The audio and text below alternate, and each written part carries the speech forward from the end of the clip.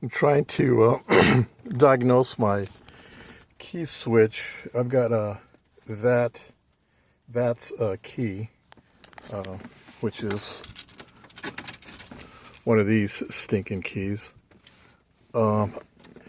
Typically, I guess there's a broken wire inside the column there. There's two wires, and one of them usually breaks, and it's, let's see, it's like in this location back in there. So what you got to do is you got to take off your airbag. I went on YouTube and I couldn't find anything. So I'm going to attempt to take this apart, and hopefully I can somehow or another fix this thing. Anyway, there's 4 screws in the back, and I got a mirror here. Maybe you can see it. There's the 4 screws. Having a mirror is kind of handy, but anyway, there's 4 screws. They're torque screws. They're number 30. I got a 1997 Cadillac Deville. So you unscrew it. I thought it was only 2 screws, so I was having a hassle trying to take it out, but there's 4. Once you take all 4 out, you know, it just comes out really easy. You can see. Be very careful. You want to disconnect your battery first, and they say at least, you know, wait 30 minutes before you take it off, because you still have capacitors that still hold electricity. So, you know, wait about an hour or so. You can see the wires here for the airbag. So I'm going to have to disconnect this one here, this one here, and this one is for the horn, they said. Oh, so it was twisted off already. Huh. You break that, you're kind of screwed, they said. But that one was already... Apparently you twist it. You could see this little tab here. You stick it in, then you twist it in and it locks in. So, take this off.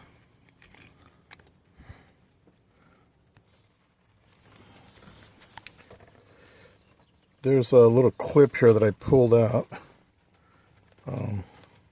Here. I pulled it out. Little tab, then you unplug this. This little plug here was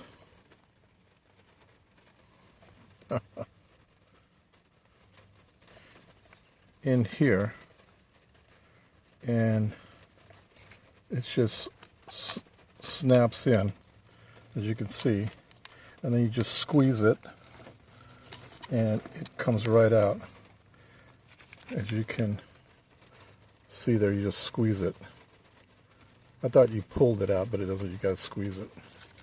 So I would mark everything before I take everything out. Get yourself a little cup, put all your little clips and stuff in there, and move on to the next step. Okay, now you're going to take a 13/16 socket and unscrew this nut here, which I just broke loose, and just take it off. Again, this one's already marked, but you can see there's a yellow mark here. There's a yellow mark there, so you want to make sure that, and there's a little, well, I guess there is a little notch in here. You probably can't see it. There's a little notch in there. And of course, you got a little notch right there. So make sure those are aligned when you put everything back together. Now you got to pull, you know, the wheel out.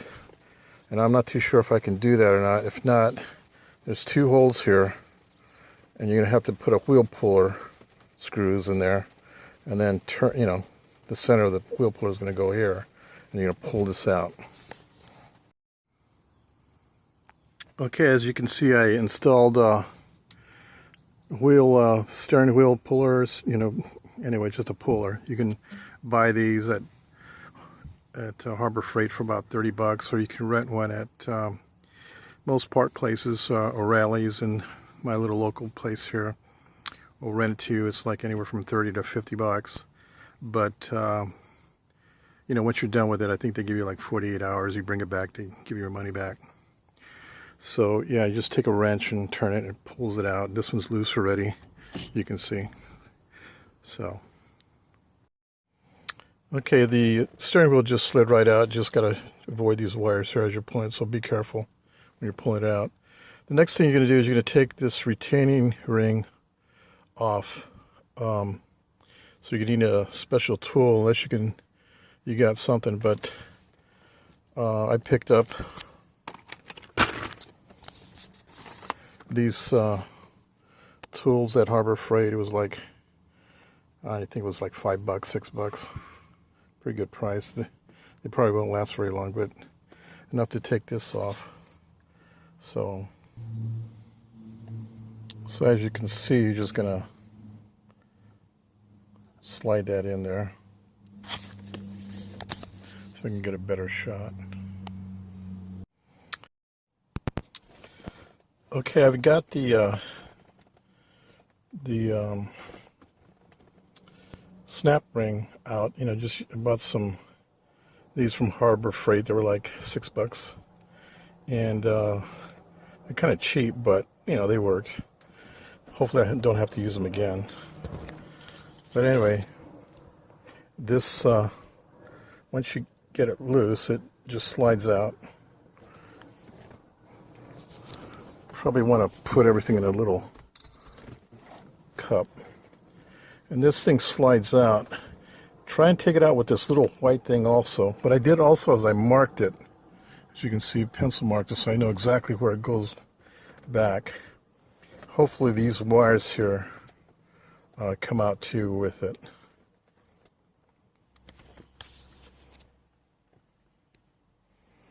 As you can see, I'm just trying to wiggle it out here. Just be very careful. I think there's some wires behind it.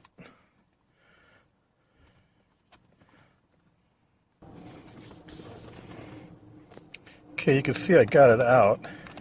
There is some locating errors here, but there's a wire behind here, so it was kind of tough to get out. And if you see, it's down there, so I just had to turn it down sideways like that. Hopefully I don't have to take those out. Okay.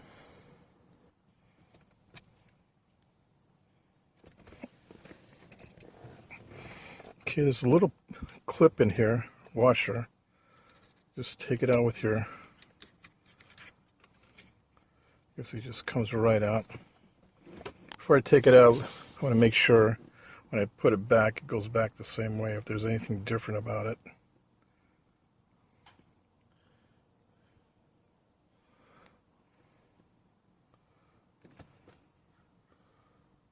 I guess that faces downward. That's hard for you guys to probably see that.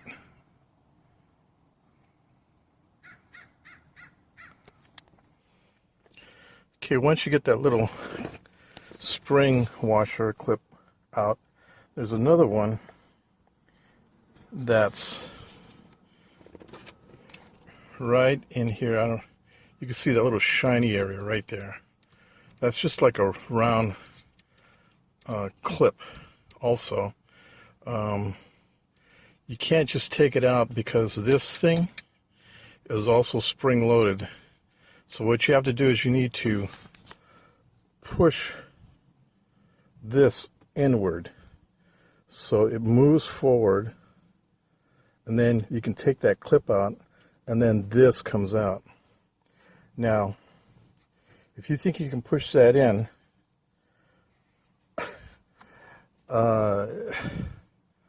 then you're way stronger than me with your hands.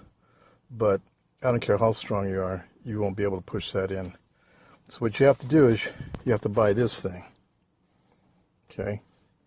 And steering wheel lock plate remover. So I believe that's a lock plate.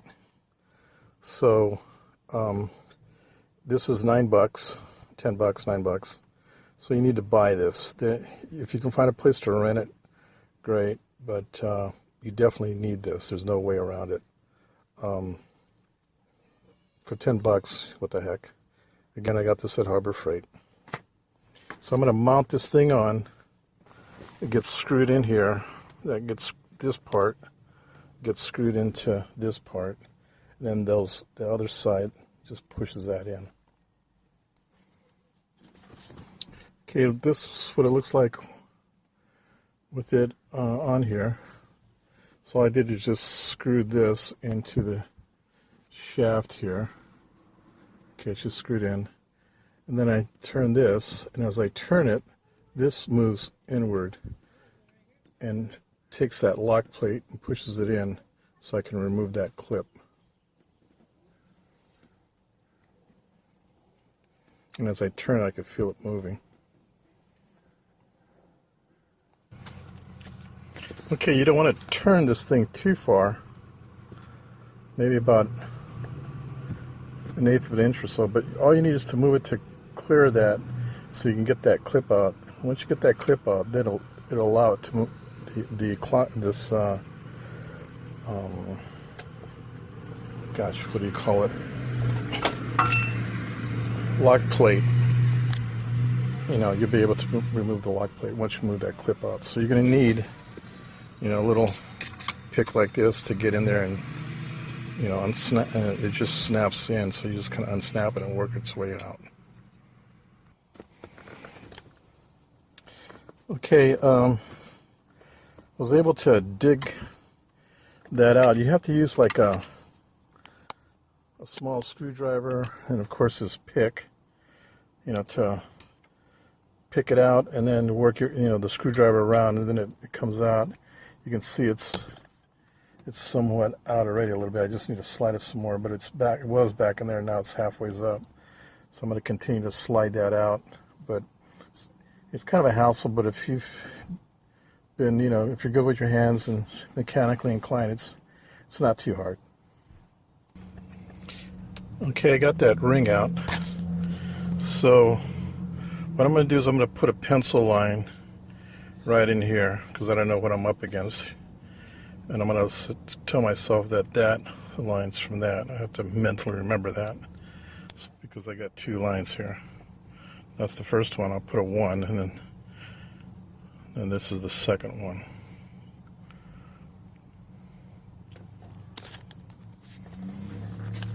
Okay, I just wanted to show you how you remove this. You need to take this out with it also. But as you can take it, you can see as it just slides out. What I did is I try to remember, let me put it back. You know, try to remember that this lines up with that screw there, so I didn't have to mark it. But do whatever you need to do to, you know, to remember. So this just now slides off. Okay, I took the 3 Torx screws out, but it looks like I'm going to have to take this screw out and that Phillips screw. These are 2 Phillips screws, and the handle comes out, I believe. And then we'll see what happens.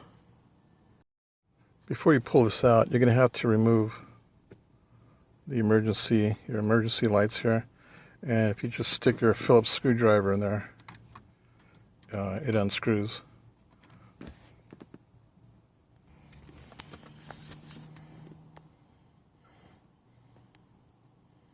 Okay, as you move this thing outward, be careful because right behind here is some wires. So only move it out as much as you need to get to the back here. Okay, so be careful, there's wires back in this area.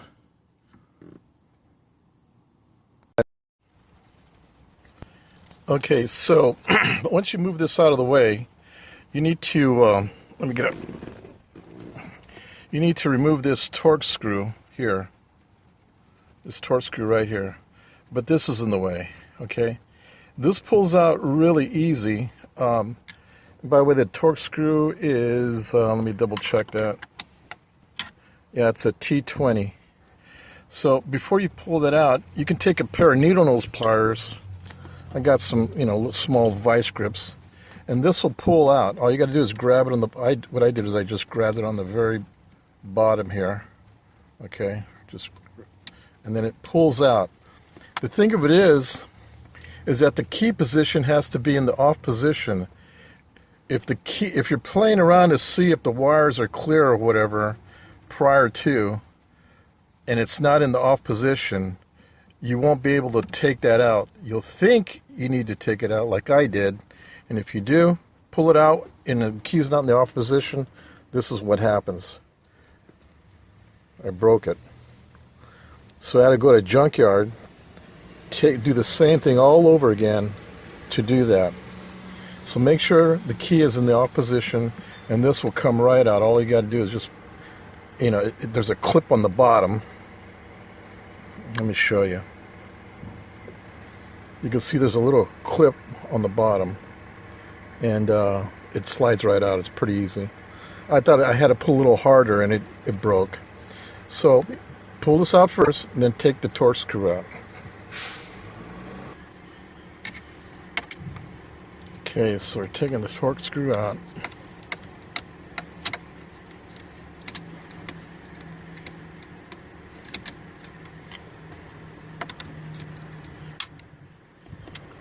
Oh.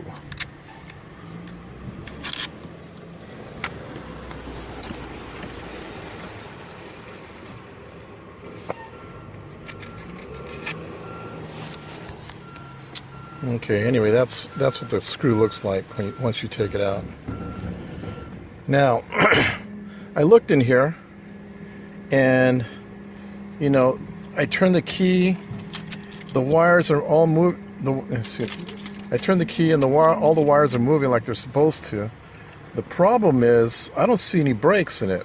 So I pulled the key out, and, you know, it looked good to me at the time.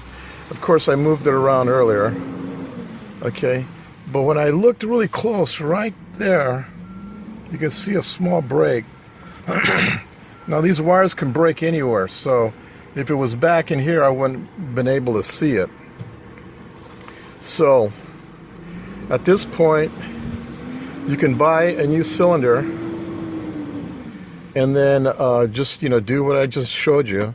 Take the old, old one out, put the new one in, and you're going to have wires, this orange wire.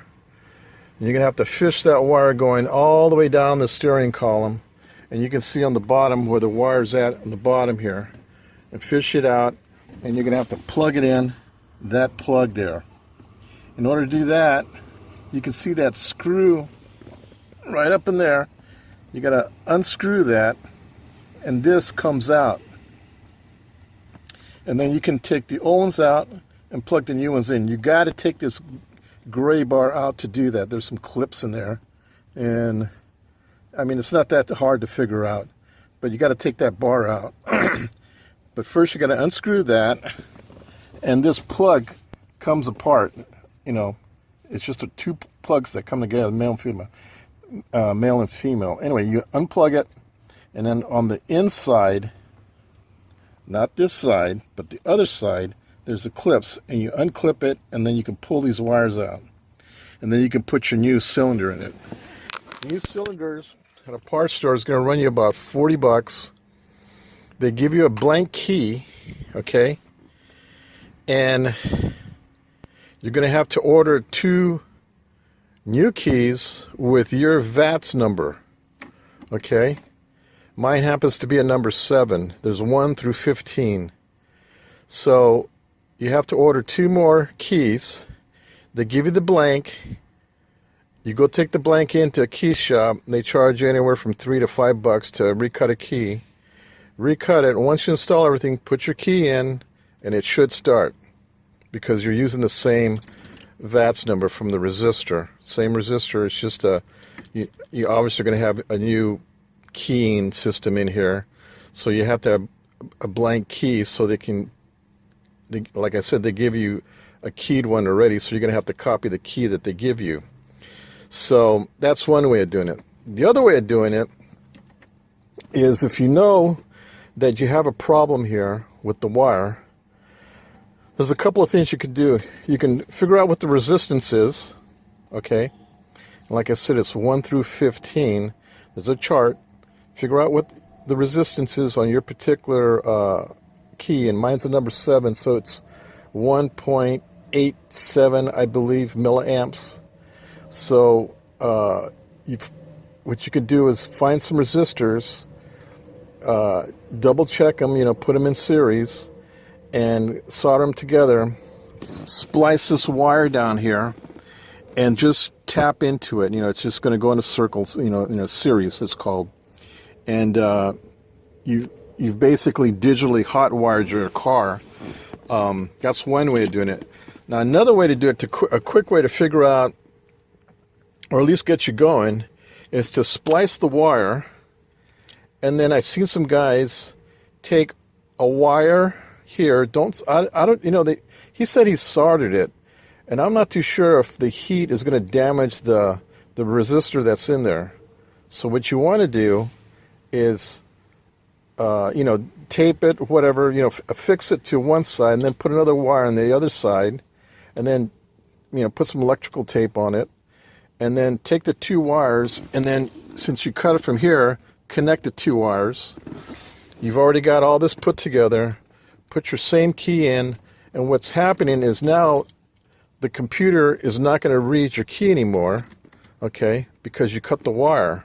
But you put a key down here temporarily to get you going, and then come back and, with the resistors if you want, and do that. Or buy a cylinder head, take this all apart again, put the new one in, run your wire down, take that thing apart, replug the wires in, the new wires in, take the old ones out, put the new wires in, into that terminal, and then go take the key, have it cut, with your whatever number, VAT number you have, because you have to have the correct VAT number for the computer to read it. There's no other way. And then have it cut, and then put your new key in with your current, with your current VAT number, and then just put it in, and it should start right up.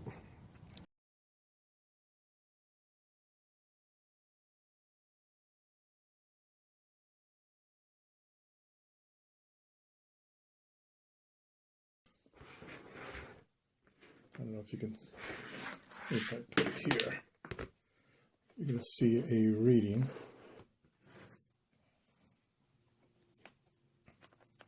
Okay, we're going to touch both sides. And what do we have there? I don't know if you can see people. I'm reading it backwards, but I'm reading 1.13, it looks like. Again.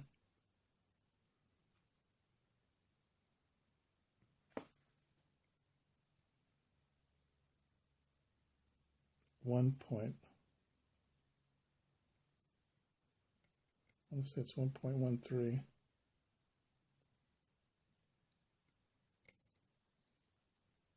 do it again. 1.13. Okay.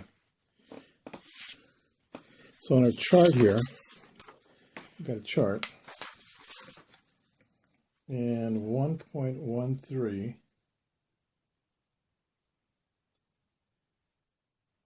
is number 5. You can see it here. 1.13 is number 5. So that's the Vats key number. That's how you determine what key number it is by these steps. Now once you've determined that, what you want to do, and this is the key that you have, unless you have a second key. If you have a second key and you don't want to be without a second key, then go on eBay and buy yourself a Vats key with that number 5, okay? Now again, I mean, don't order number 5 when obviously you're gonna have to figure out which Vats key number. There's 1 to, I believe it's 15, okay? And here's where you read it, okay?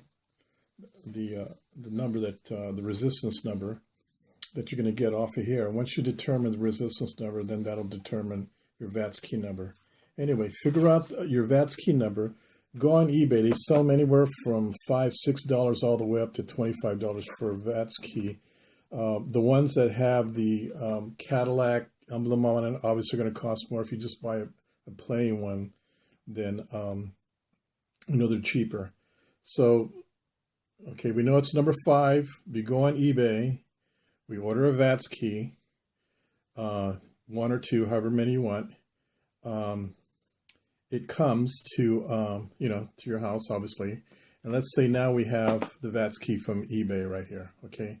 Now this is what we're going to do. Okay, you're going to take some wire, okay, and give it about 6 inches or so. You're going to cut it. You're going to cut 2 of them.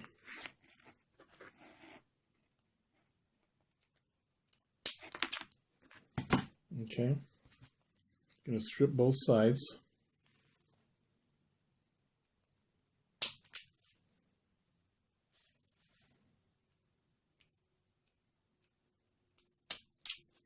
Okay, once you strip both sides, this one needs to be stripped.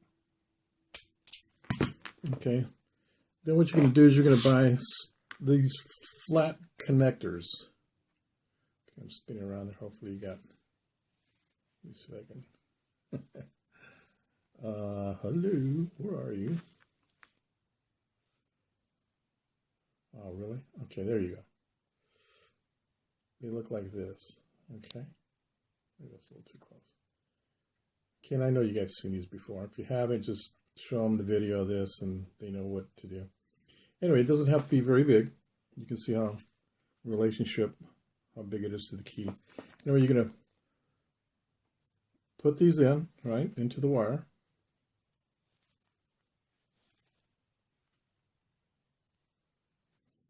Okay, what you want to do is you want to crimp that really, really good, okay? So crimp it really good. Then what you're going to do, you're going to get 2 of them like that, right? I don't have the other one here, but you're going to get 2 of them like this on each side. And then you're going to have, this is the other side, what it looks like. You could go a little longer on these, maybe go a 1/2 inch, 3/4 inch, even 1 inch if you wanted to, okay? So then, anyway, so you're gonna have 2 leads like this. They could be the same color, doesn't matter. Okay. Then what you're gonna do to the key. Now, some guys say solder on here, and I don't think that's what you should do, because it's a resistance in here, and we don't know if there's a resistor or what in there, and if you heat it, it could probably damage the resistor. So what I decided to do was to take some electric tape,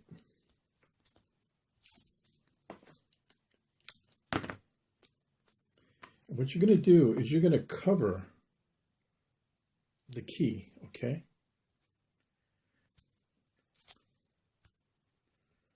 Okay, you can see how it kind of looks. And where that little metal thing is at, even the dark part, go ahead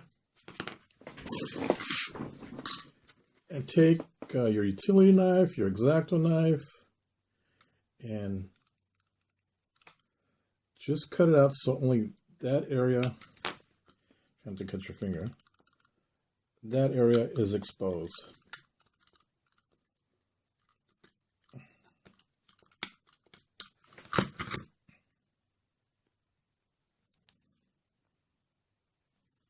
Okay, see what I got there? You can see where only, maybe you can't, I don't know. You can see that it's only that little metal area, that little metal area, only that's exposed. See? Because what we don't want to do is we don't want to touch the metal on here. We don't want to touch the metal on here, because if we do that there, then we're connecting to the other side and it's not going to work.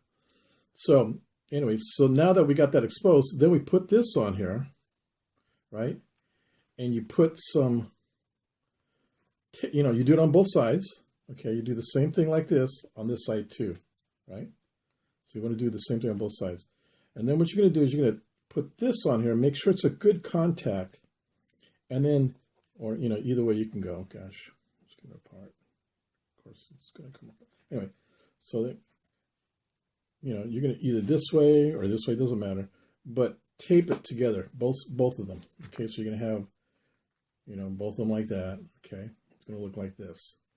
You're going to tape them together, all right? Once you tape them together, let me give you an example.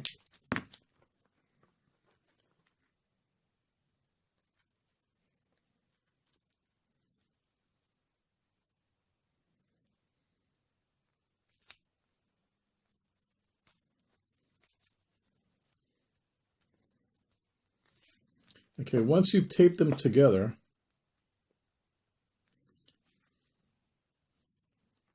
you know, I'm just doing this as an example, but once you've taped them together,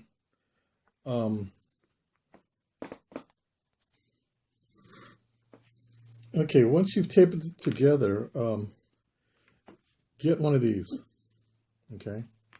And what you're going to do is you're going to position it right over that area where that metal clip is at. The reason why you want to do that is because this is going to go underneath your steering column, and it's low voltage. It's not going to catch on fire or anything like that. Number one, you got tape over it. But on a hot day, if it's just taped, those contacts are going to get loose, and they're probably not going to make a good connection. If you clip this on, it's going to make sure that those two contacts are touching that key and those resistors on each side. It's going to hold it there. It's not going to move. And then, of course, you're going to connect these two wires underneath. Now, remember, you have the wires coming down from the steering column into that box that I was telling you about. What you're going to do is you're going to cut the wire, in the box area. Don't cut it so close to the box. Cut it about, if you can, about 6 inches away. You're going to cut it, and you're going to connect it, the wires coming out of the box. You'll see two wires. Well, you're going to see once you cut it, you're going to have to, splice it, and there'll be two wires, and you splice it, and you're going to splice it, and you're going to connect it to this, right? And what happens is this is going to complete the circuit, okay? You got the two wires coming in here. You're going to connect it. You're going to put electrical tape, blah, blah, blah. And, you're going to put this up in the, underneath your what do you call it? You're going to put this underneath your dash next to the box. Put it somewhere so it doesn't fall down. Next thing you know, your foot is breaking this thing off accidentally. Make sure it's, out of the way. And like I said, it completes the circuit, okay? And what's going to happen when you turn the key on, instead of the computer going up into the column, reading the key, and then coming back down in the box and going back to the computer and saying, okay, we got the right key in there. What's happening now is it's going from here to this key and reading it, going back and telling the computer, saying, we're good to go. And this is this is called digitally hot wiring a car. Technically, you're not hot wiring it, you're just give it another key, to read off of instead of the one in the column. And like I said, these cost about $7 to $25, depending on what, kind of key you want to get.